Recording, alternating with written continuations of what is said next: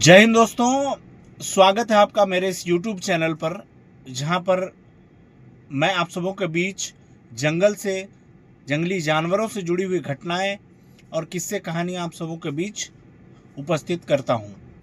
आज उसी बुक, जो कैनेथ एंडरसन की बुक है, the call of the man eater, उस बुक से हमने एक चैप्टर लिया है, जिस चैप्टर का नाम है the creatures of the forest, जिसमें कैनेथ एंडरसन कहते हैं कि जंगल के दूसरे बड़े जीवों, जो कि हर्बीवोर्स हैं, कार्निवोर्स हैं, जैसे कि टाइगर, लेपर्ड, एलिफेंट, इन सब के बारे में काफ़ी कुछ लिखा गया, पढ़ा गया, कहा गया, सुना गया। लेकिन कई ऐसे जानवर हैं जिन्हें या तो अवॉइड कर दिया गया या इनके बारे में बहुत कम कहा सुना लिखा गया है। इन छोटे जानवरों में एक जानवर बहुत ही इंटरेस्टिंग जानवर है, वो है इंडियन वाइल्ड डॉग, जिसे कि ढोल भी कहते हैं, जो देखने में और इसकी हरकतों में ये काफ़ी कुछ सिमिलर लगता है अपने यहाँ के देसी कुत्तों से, जो कि स्ट्रे डॉग्स होते हैं, गांव में रहते हैं, डोमेस्टिक डॉग्स। इन वाइल्ड डॉग्स का कलर होता है रेडिश ब्राउन कलर का होता है, जो कि नीचे की ओर जाकर के वाइट हो जाता है, बिल्कुल वैसा ही जैसे कि टाइगर्स और पैंथर्स में होता है। इनके पीछे की तरफ के बाल काले होते हैं और कान के आसपास भी बाल होते हैं, जो कि काले ही होते हैं, और इन काले बालों के बीच में एक आध सफ़ेद बाल भी होते हैं, कई बार कुछ ज़्यादा सफ़ेद भी हो जाते हैं। और इनकी पूंछ काफ़ी झबरीली होती है, जिसमें काले बाल होते हैं, काले बालों का एक मोटा सा गुच्छा होता है, और कभी कभी इन काले बालों के पीछे में सफ़ेद बाल भी होते हैं। एक मेल डॉग लगभग 40 पाउंड का होता है, यूँ कहें कि किलो में देखेंगे तो लगभग 20 किलो के आसपास का, और इसकी हाइट होती है 2 फीट। गर्दन बड़ी होती है, जबड़े बड़े होते हैं, और इनकी छाती जो है वो गहरी होती है, कमर पतली होती है और बदन छरहरा होता है। और ये बात साबित करती है कि इस जानवर को कुदरत ने बनाया है स्पीड के लिए। इसके दांत और इसकी खोपड़ी इसे अलग करती है इसके क्लोज कजन्स डोमेस्टिक डॉग्स से। इनके थन भी ज़्यादा होते हैं, इनके पैरों में, उंगलियों में आसपास बाल भी ज़्यादा होते हैं, और उंगलियां ज़्यादा पॉइंटेड होती हैं। ये एक झुंड में हमला करते हैं, इनके झुंड को पैक कहा जाता है, पैक्स, यानी कि ये पैक्स में हमला करते हैं। और इनका जो झुंड है, इनके जो पैक्स हैं, ये गर्मियों में कुछ ज़्यादा ही एक्टिव होते हैं। शायद इन्हें ये मालूम होता है कि गर्मियों के दौरान पानी कम हो जाएगा जंगल में, और जो डियर्स हैं या अन्य जो हर्बीवोरस एनिमल्स हैं, वो पानी पीने के लिए कुछ गिने चुने तालाबों या पोखरों की ओर ही जाएंगे, और वहां पर शिकार करना इनके लिए आसान हो जाएगा। दोस्तों, जितने भी कार्निवोरस जानवर हैं जंगल में, वो ये पसंद नहीं करते हैं कि जंगल में पानी की भरपूर मात्रा हो, पानी की प्रचुरता हो, पानी ज़्यादा मात्रा में हो। चाहे वो टाइगर हो, लेपर्ड हो, या कोई भी और कार्निवोरस जानवर हो, वो सब चाहते हैं कि जंगल में पानी कम हो और कुछ गिने चुने जगहों पर ही पानी मिल रहा हो, क्योंकि इससे इनका शिकार जो होता है, शिकार करना इनके लिए इजी हो जाता है। और सबसे बड़ी बात कि उस दौरान उन्हें पता होता है कि इनका शिकार इन्हें कहाँ मिलेगा। दोस्तों, ये सारी बातें मैं बोल रहा हूं, एंडरसन नहीं। दोस्तों, गर्मियों में जो वाइल्ड डॉग्स या ढोल या पैक्स में शिकार करते हैं, अक्टूबर के आते आते ये जो हैं ये पेयर्स में बंट जाते हैं। ये इनका मेटिंग सीजन होता है, और इसके बाद पैदा होते हैं पॉप्स। सर्दियों में बच्चे पैदा होते हैं, और ये 5 की संख्या में हो सकते हैं। एक मादा बिच जो होती है, वाइल्ड बिच, वो 5 तक की संख्या में बच्चे पैदा कर सकती है एक बार में, एक लीटर में। और इनका घर होता है छोटी छोटी गुफाएं जो ये चट्टानों के बीच में बनाते हैं। इन वाइल्ड डॉग्स की जो वाइल्ड बीच होती है, जो बच्चे पैदा करती है, ये जाती है शिकार करती है, शिकार को खाती है, और ये आकर के बच्चों के सामने शिकार को उस खाने को उल्टी कर देती है। तो उस दौरान जब उसने शिकार किया, खाया और वापस बच्चों तक आई, उस दौरान वो खाना आधा पच चुका होता है। तो ये अधपचा खाना बच्चे खाते हैं। इसी तरह से दोस्तों जब फीमेल लेपर्ड भी करती है जब उसके बच्चे छोटे होते हैं, और यही फॉर्मूला भेड़िए भी अपनाते हैं। तो बच्चे बहुत तेजी से बड़े होते हैं, और जब ये छोटे होते हैं तभी से उन्हें खून और कच्चे मीट का स्वाद और स्मेल पता होती है। जंगली कुत्तों के देखने की क्षमता, सुनने की क्षमता, सूंघने की क्षमता, तीनों बहुत ही जबरदस्त होती है, और ये जंगल में किसी से नहीं डरते हैं।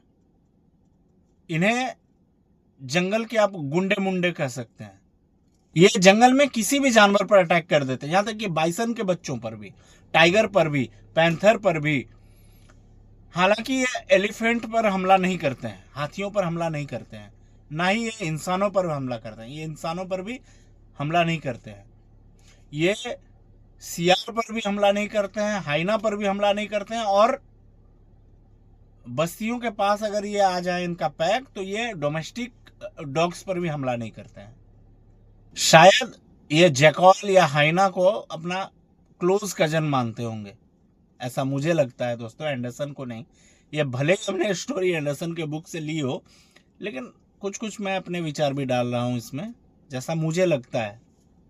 हालांकि कई कई जगह एक आध अपवाद भी मिले हैं कि इन्होंने हाइना पर अटैक कर दिया है। एक जगह एंडरसन ने ही लिखा है कि उनका जो पालतू हाइना था एंडरसन का, कहने तो एंडरसन का जो पालतू हाइना था जैकी, उसकी मां पर एक बार वाइल्ड डॉग्स ने हमला कर दिया था। तो ये बात साबित करती है कि जिस तरह से इंसानों के लिए कोई hard and fast rule apply नहीं होता है, इसी तरह से जानवरों के लिए भी कोई पक्के रूल्स नहीं है।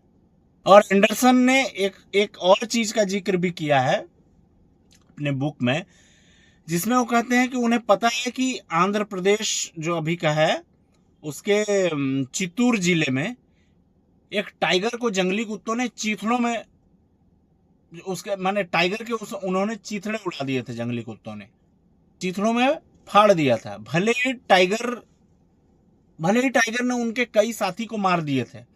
उन जंगली कुत्ते जो पैक्स में थे, उनके कई कुत्तों को भले ही टाइगर ने मार दिया हो, लेकिन अल्टीमेट रिजल्ट ये हुआ कि उस टाइगर को उन जंगली कुत्तों ने चीथड़ों में फाड़ दिया था।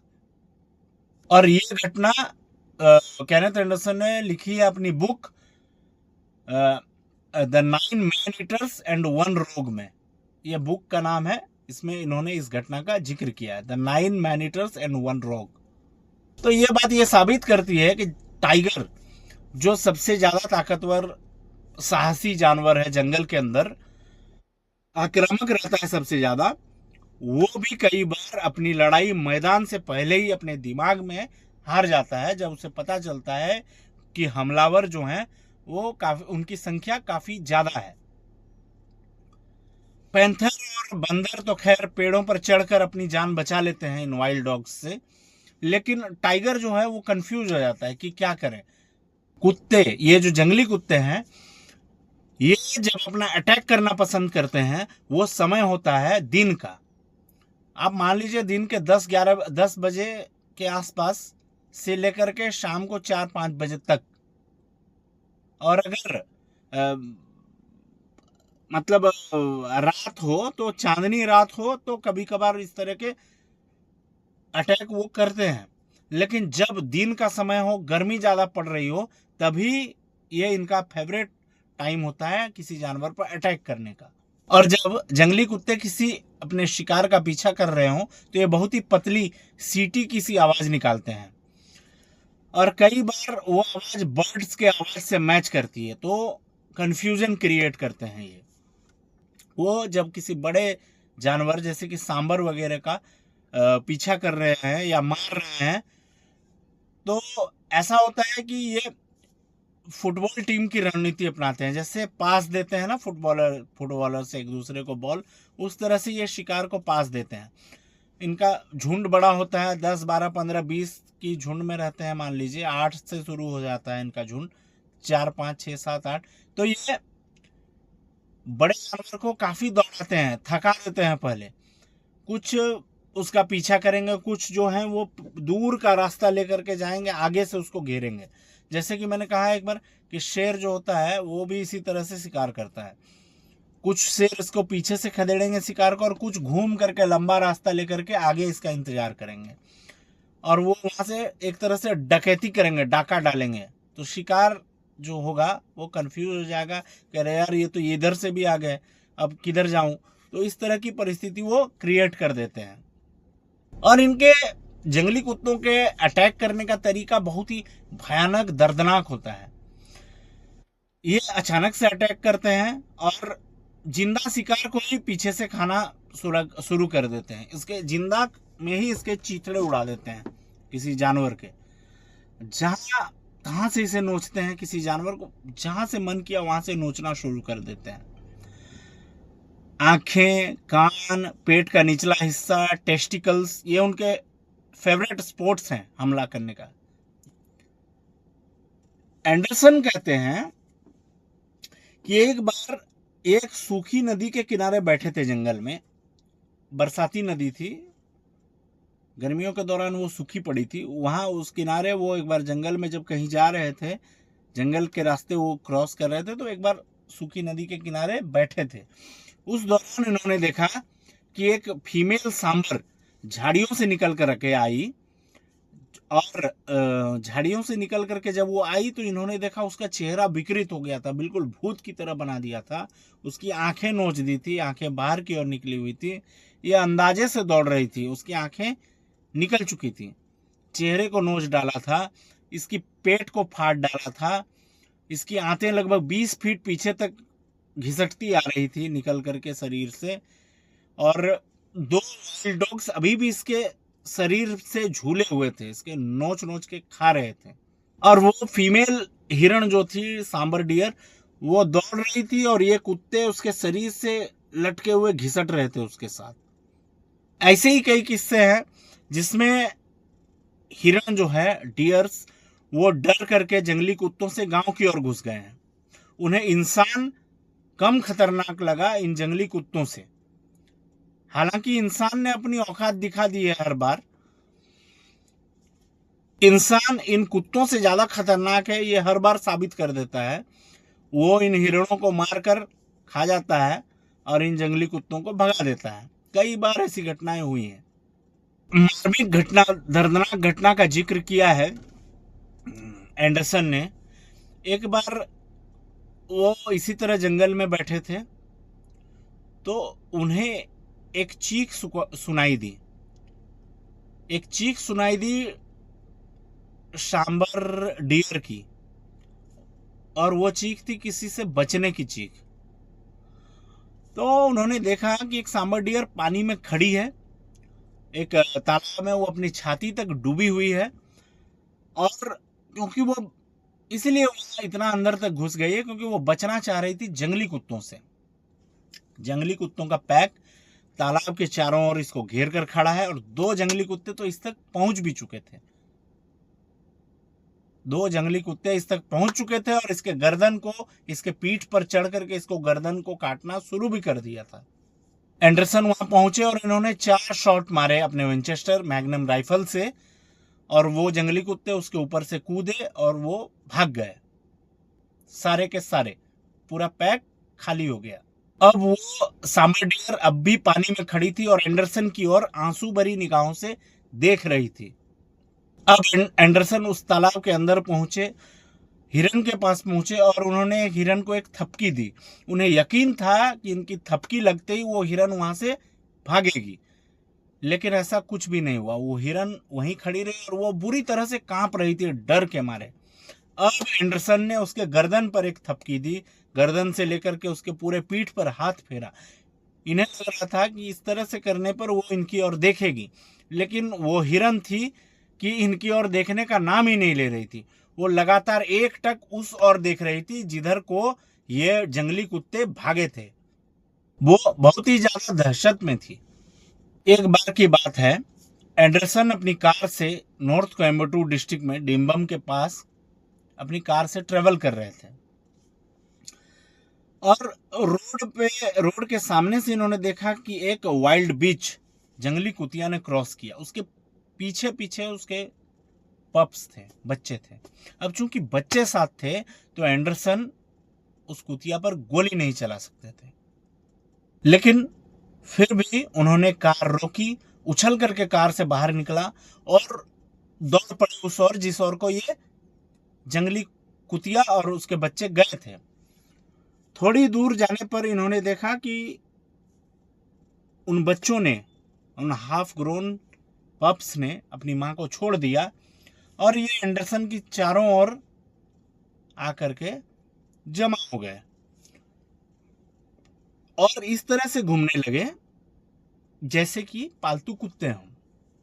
ये अपनी पूंछ हिला रहे थे, लेकिन फिर भी ये एंडरसन की पहुंच से थोड़ा दूर ही थे।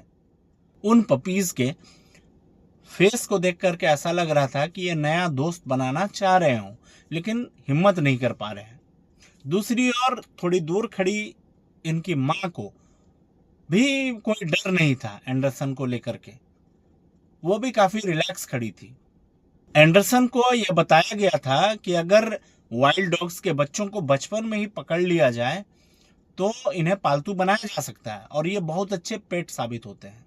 लेकिन एंडरसन को ऐसी कोई अपॉर्चुनिटी नहीं मिली थी जहां वे जंगली कुत्तों को पालतू बना सकें।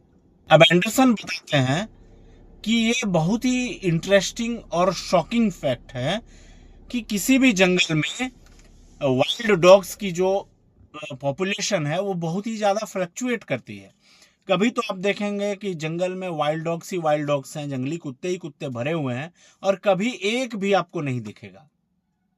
ऐसा इसलिए होता है क्योंकि ये बहुत ही नाजुक जानवर हैं। कोई भी बीमारी आती है तो इन्हें बहुत ज़्यादा इफेक्ट करती है। कोई भी बीमारी इन्हें जरा सी देर में ही तुरंत पकड़ लेती है। कई लोगों ने एक साथ एक ही जगह पर बहुत सारी जंगली कुत्तों की लाशें देखी हैं और इनका खौफ ऐसा होता है कि मरे कुत्ते के पास भी कोई नहीं जाता है उसे खाने के लिए। सिर्फ गिद्ध ही आते हैं उसके लाश को खाने के लिए, क्योंकि उसे नहीं पता कि ये जो मरा पड़ा है ये कितना खतरनाक था जब ये जिंदा था। अब एंडरसन का मानना है कि ये जो जंगली कुत्ते हैं ढोल, ये जब जंगल में रहते हैं तो एक जगह कभी नहीं टिकते। ये दिन भर यहां से वहां चलते ही रहते हैं और ये शायद प्रकृति का एक नियम भी है, क्योंकि ये अगर किसी पर्टिकुलर एक जगह पर टिक गए, एक जगह पर रह गए, तो उस इलाके में कोई और जानवर बचेगा नहीं। अब एंडरसन एक और चीज बताते हैं कि मैंने कभी ये नहीं सुना है कि किसी हाइना या वाइल्ड डॉग को रेबीज हो गया हो। हालांकि सियारों को रेबीज हो जाता है कई बार। जैकॉल को जो रेबीज होता है या सियार यानी कि सियार को जो रेबीज होता है वो शायद गांव के कुत्तों से वो रेबीज उन तक फैल जाता है, क्योंकि ये अक्सर गांव के आसपास के इलाकों में पहुंच जाते हैं। इनका जूठा वो खाते हैं गांव के कुत्ते, या गांव के कुत्तों का जूठा ये खा लेते हैं, तो वहां से इनमें बीमारियों का आदान प्रदान हो जाता है। तो उस वजह से गांव के कुत्तों का रेबीज जो है वो सियारों तक पहुंच जाता है। इस चैप्टर में केनेथ एंडरसन ने एक और इंटरेस्टिंग घटना का जिक्र किया है। ये थोड़ा सा हास्यास्पद भी है और इंटरेस्टिंग है, जिसमें वो कहते हैं कि एक गांव है जौलागिरी, जो 43 माइल्स की दूरी पर है बेंगलोर से, और है ये सालेम डिस्ट्रिक्ट में। इस गांव से 3 माइल्स की दूरी पर साउथ वेस्ट के डायरेक्शन में एक तालाब है जो चारों ओर से बांस की बखारों से, बांस के झुरमुटों से घिरा हुआ है। और ये वो तालाब है जहां पानी पीने आते हैं पैंथर्स, लेपर्ड्स। और इन्होंने कहा कि जब ये उस गांव में पहुंचे तो उस दौरान एक बार चांदनी रात हो रही थी। तो उन्होंने एंडरसन ने उस दिन खाना जल्दी खाया, डिनर जल्दी कंप्लीट किया। अपने साथ अपने पालतू कुत्ते को लिया जिसका नाम था निपर, जिसे इन्होंने मैन ईटर लेपर्ड के हंटिंग के दौरान पालतू बनाया था, उसे अपने साथ लिया। अपने साथ कुछ सैंडविचेस पैक कराए और चले गए उस तालाब की ओर, इस उम्मीद से कि अगर कोई लेपर्ड, पैंथर, टाइगर कुछ भी मिले तो उसका शिकार करेंगे। लेकिन इनका मेन मकसद था, मेन उद्देश्य था कि जाऊं, जंगल को निहारूं, इस चांदनी रात में जंगल की खूबसूरती, जंगल की ब्यूटी को एंजॉय करूं, वहां के माहौल को, वहां के वाइब्स को महसूस करूं। तो ये शाम के 7 बजे उस तालाब तक पहुंच गए। उस तालाब के पास ये पहुंचे तो इन्हें महसूस हुआ कि ये अकेले नहीं है जो इस तालाब पर आए हैं। इस तालाब पर मौजूद हैं पहले से ही कुछ शिकारी, और वो शिकारी मारना चाहते थे डियर को, स्पेशली मीट के लिए। वो उस डियर को मारना चाहते थे कि जो वहां पानी पीने आता और जिसे उनकी मौजूदगी का एहसास नहीं होता, और वो बिंदास अपना पानी पीता, उस दौरान वो इसे शूट करते। चांदनी रात में इन्होंने देखा कि 2 काले साए कंबल लपेटे हुए जा रहे हैं, और उनमें से एक के हाथ में थी बंदूक। अब वे एंडरसन उस जगह पहुंचे जहां से ये 2 काले साए निकले थे। वहां पहुंचकर देखा कि उस पेड़ के नीचे, एक पेड़ के नीचे छुपने की जगह बनाई हुई है, और एक पानी का गड्ढा, वो सेम स्टाइल में जैसे कि बायरा द पुजारी करता था। फ्रेश पानी की स्मेल से डियर आते थे और उन्हें पास से ही भरमार बंदूक से गोली मार दी जाती थी। अब वो जो शिकारी थे, एंडरसन के अलावा जो और शिकारी वहां आए हुए थे, जो 2 कंबल लपेटे हुए निकले थे, वे वहां जल्दी से निकलने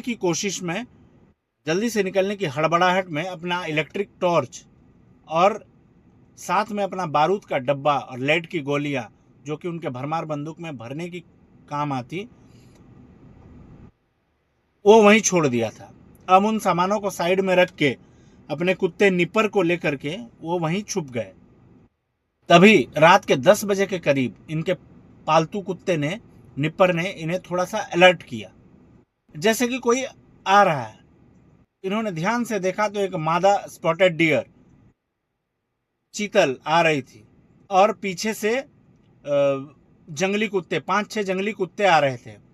तो वो मादा चीतल बचने की आस में पानी में चली गई, और वो जो जंगली कुत्ते थे वे पानी के आसपास चारों ओर इसे घेर कर खड़े हो गए, जैसे कि वो कह रहे हो कि बकरे की अम्मा कब तक खैर मनाएगी। अब एंडरसन को गुस्सा आ गया। इन्होंने अपने राइफल से गोली चला दी। 3 कुत्ते वहीं मर गए और बाकी कुत्तों ने भागना शुरू कर दिया, और यह चौथा राउंड फायर करना चाहते थे। तभी घटनाक्रम बदलने लगा। तभी पेड़ के ऊपर से कुछ भारी भरकम उनके बगल में गिरा, एकदम निपर के और इनके बीच में, और जैसे ही वो गिरा तो वो उछल कर भागा। ये एक इंसान था। हालांकि एंडरसन ने कोशिश तो की लेकिन उसे पकड़ नहीं पाए। अब हुआ ये था कि 2 साए जो पहले चले गए थे, इनके आते ही वो चले गए थे, इनका एक तीसरा साथी भी था जो लगता है पेड़ के ऊपर सो रहा था। और जब एंडरसन ने 3 फायर किए तो हड़बड़ा के वो नीचे गिर गया, और जब नीचे गिरा तो उसे समझ में आया कि वो इंसान भी वही होगा जिसने वो गोलियां चलाई थी। तो वो खुद गोली की तरह से वहां से रफू चक्कर हो गया। लेकिन अभी कहानी खत्म नहीं हुई थी। वो आदमी डर के मारे जंगल की तरफ भाग गया। गांव की ओर जाने की बजाय वो जंगल की तरफ भाग गया, और थोड़ी ही दूर जाकर के जंगल की ओर उस इंसान ने मदद की और गांव की तरफ आवाज लगाना शुरू कर दिया, बचाओ बचाओ करके, किसी ने मुझे गोली मार दी है। अब वो चिल्ला चिल्ला के बोल रहा था। रात में आवाजें तो काफी गूंजती है। वो ये कह रहा था कि मुझे बचाओ, किसी ने गोली मार दी है। तो गांव वालों ने जब ये सुना तो उन्होंने डिसाइड किया कि उस आदमी का पीछा किया जाए जिसने उनके साथी को गोली मारी है। ये बार बार अपने साथियों को बुला रहा था कि मेरी मदद के लिए आओ, और उधर से गांव से भी इसके साथियों ने आवाज दिया कि हम आ रहे हैं, घबराओ मत। अब एंडरसन समझ चुके थे कि इतनी शोर शराबे में कोई पैंथर तो आएगा नहीं। और अब जो वो मादा हिरन थी जो पानी के अंदर खड़ी थी वो भी इस दौरान भाग चुकी थी। अब इन्होंने देखा तो वो 3 जंगली कुत्ते मरे पड़े थे, लेकिन 3 कुत्तों को उठा के ले जाना अकेले इनके बस की बात नहीं थी। तब एंडरसन ने डिसाइड किया कि यहीं इन कुत्तों की खाल निकाल लेता हूं। और जब ये खाल उतार रहे थे तब निप्पर ने भौंकना शुरू कर दिया। तब इन्होंने देखा कि गांव के लोगों की एक पूरी मंडली इनके तरफ आ रही है अटैकिंग मोड में। तब और इन्होंने देखा कि एक आदमी अपनी भरमार बंदूक इन्हीं की तरफ पॉइंट कर रखी है और बाकी भी लोगों के पास हर किसी के हाथ में कुछ न कुछ हथियार था। किसी के हाथ में लाठी, डंडे, भाले या कोई और हथियार, तीर, इस तरह के हर किसी के हाथ में कुछ न कुछ हथियार था, कोई भी निहत्था नहीं था। तो इन्होंने सोचा कि एकमात्र ऑप्शन है कि बहादुर बन के रहा जाए। फिर इन्होंने अपना काम जारी रखा। ये खाल उतारते रहे कुत्तों के, जैसे कि इन लोगों से उन्हें कोई मतलब नहीं है। जब ये लोग बिल्कुल पास आ गए, चारों तरफ से इनको घेर लिया, तो एक आदमी बड़े ही रूखे लहजे से बदतमीजी से इनसे कहा कि मेरे साथी की लाश कहाँ है जिसे तुमने गोली मारी है। एंडरसन ने कहा, गोली मारी है? मैंने कोई गोली नहीं मारी है, मैंने कहीं और फायर किया था। वो पेड़ से कूदा और कूद करके भाग गया। वो आदमी बोला, मैंने 3 गोलियों की आवाज़ सुनी है, तुम झूठ मत बोलो। तो एंडरसन ने पूछा कि पक्का बोल रहे हो कि तुमने 3 गोलियों की आवाज़ सुनी है? तो वो आदमी बोला, हाँ बिल्कुल, मैंने तीन गोलियों की आवाज़ सुनी है। अब एंडरसन ने कहा कि तुम सही बोल रहे हो, मैंने 3 गोलियां ही चलाई थी और ये देखो 3 जंगली कुत्ते मरे पड़े हैं। तो मैं तुम्हारे दोस्त को गोली कैसे मार सकता हूँ जब 3 गोलियां चली और 3 शिकार तुम्हारे सामने ही पड़े हैं। अब इन्होंने जो दलील दी थी वो धीरे धीरे सबके समझ में आ रही थी और काफ़ी पुख्ता तौर पर समझ में आ रही थी। तो इन्होंने कहा कि मेरा साथी तो चिल्ला कर बोल रहा था कि तुमने उसके ऊपर फायर कर दिया है, उसे गोली मारी है। अब एंडरसन ने बोला कि मुझे मालूम है वो ऐसा बोल रहा था, क्योंकि जब वो चिल्ला रहा था तो मैंने भी सुना था। तुम्हारा दोस्त एक कायर है, डरपोक है और झूठा है। तुम्हारा दोस्त अभी भी जंगल में छुपा हुआ है, उसे आवाज़ लगाओ और उसे बुलाओ, वो आवाज़ देगा। अब सब ने एक साथ मिलकर उस आदमी को आवाज़ लगानी शुरू की और सीटियां बजानी शुरू की। तो उस आदमी ने जंगल से ही जवाब दिया। अब वो आदमी शर्मिंदा हो गए थे। जो भीड़ आई थी वो एंडरसन को मारने, जो भीड़ आई थी वो एंडरसन के सामने शर्मिंदा हो गई थी। अब एंडरसन ने अपना रुख बदला, उन्होंने पलटवार किया। एंडरसन के पास एक विंचेस्टर मैग्नम राइफल थी, वो छुपने वाली जगह पर रखी थी जहां ये छिप करके बैठे थे। तो इन्होंने उन लोगों को बोला कि तुम लोगों ने एक साहब के ऊपर मर्डर का इल्ज़ाम लगाया है और तुम्हारा दोस्त एक मूर्ख भी है, झूठा भी है। एक बार याद रखो कि मेरे पास शिकार का लाइसेंस है और किसी भी शिकारी को मैं यहाँ गोली मार सकता हूँ। अब एंडरसन ने कहा कि मैं तुम लोगों को एक ऑफर दे रहा हूँ, या तो तुम अपने इस झूठे साथी की पिटाई करो या फिर मैं करूँगा। और अगर साथ में, अगर तुमने उसे नहीं पीटा तो मैं पीटूंगा और साथ में तुम्हारा साथी और तुम लोग मिलकर के इन 3 मरे हुए कुत्तों को लेकर के जौलागिरी तक जाओगे। अगर तुम मेरी बात पर राजी होते हो तो ठीक है, वरना मैं इस बात की रिपोर्ट कर दूंगा। तुम्हारा साथी भी जाएगा, तुम सबके हथियार जब्त हो जाएंगे और सारे लोग एक दूसरे का मुंह देखने लगे। तो उनका लीडर बोला, वो जो ग्रुप आया था एंडरसन को मारने के लिए, उनका लीडर बोला कि मैं खुद उसकी पिटाई करूंगा अपने साथी की, और वो 3 कुत्ते भी लेकर के जाएगा, लेकिन साहब प्रॉमिस करो कि आप इस बात की रिपोर्ट नहीं करोगे। अब एंडरसन ने कहा कि मैं पहले ही वादा कर चुका हूं और उस पेड़ के नीचे मेरी विंचेस्टर मैग्नम राइफल है और वहीं किसी की टॉर्च है, बारूद का डब्बा है और कुछ लेड की गोलियां भी है। जाओ वो सारा सामान ले आओ। अब एक आदमी वो सामान लेने के लिए चला गया। अभी वो आदमी जो जंगल में छुपा था वो बड़ी बहादुरी के साथ आता हुआ दिखा। अब उस आदमी को नहीं मालूम था कि यहाँ उसकी पिटाई की डील हो चुकी है। वो बड़े ही रौब के साथ आया। जैसे ही वो आया, लीडर ने एक झापड़ उसे लगाया, उसके कान के नीचे बजा, वो जमीन पे गिर गया। तभी एक दूसरे आदमी ने उसे जोरदार लात मारी। अब वो समझ गया था कि मैटर चाहे कुछ भी हो, मेरी तो धुलाई हो रही है, और ऐसी धुलाई हो रही है कि सूखने में काफ़ी टाइम लगेगा। वो माफ़ी मांगने लगा, गिड़गिड़ाने लगा। अब लीडर ने उसके बाल पकड़े और उसे कहा कि दिखाओ तुम्हें गोली कहाँ लगी है, कहाँ है तुम्हारा घाव। अब वो आदमी धीरे से बोला कि मैंने 3 गोलियों की आवाज़ सुनी थी और मुझे लगा कि एक आध तो मुझे लगी गई होगी।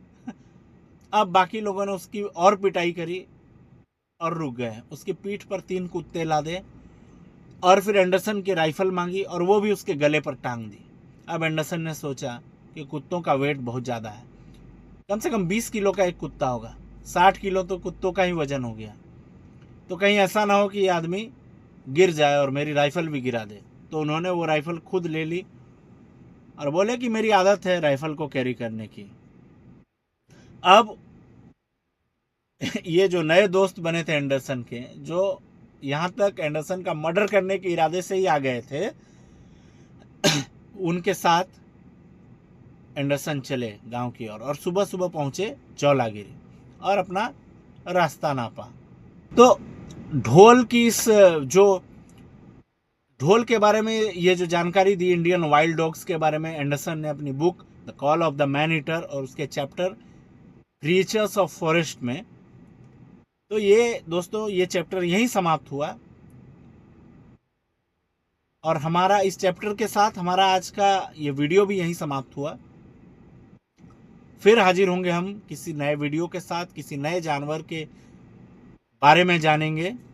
तब तक के लिए मुझे इजाज़त दीजिए। नमस्कार, जय हिंद। लाइक कीजिए, सब्सक्राइब कीजिए और थोड़ा सा सपोर्ट कीजिए प्लीज़।